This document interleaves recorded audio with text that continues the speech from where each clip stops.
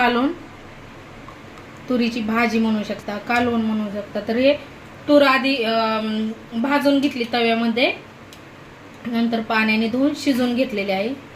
अशी शिजवून घेतली, मीठ आणि तेल टाकून शिजवून घेतलेले आहे. आता तेल ठेवलेलं आहे. ते मोहरी, जिरे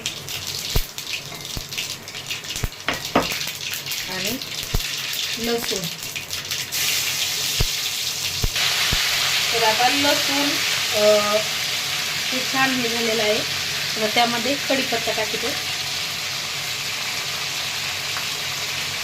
जिरे, मोहरी, लसूण, कढीपत्ता आणि चटणी, लाल तिखट एवढं टाकायचं आहे आपल्याला. आणि कोथिंबीर, शेंगदाण्याचा कूट भाजलेला.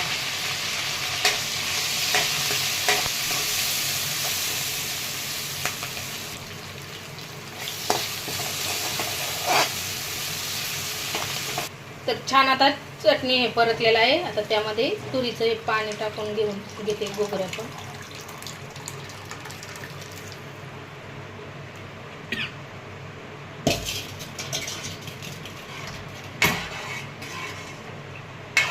आपल्याला भाजलेले शेंगदाण्याचं कूट टाकून घ्यायचं आहे.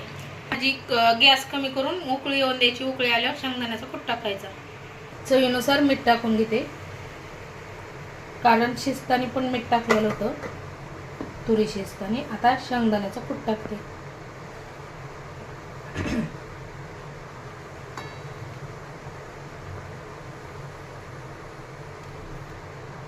तर आपली भाजी खाण्यासाठी तयार आहे. तुरीचं कालवण पाहू शकता.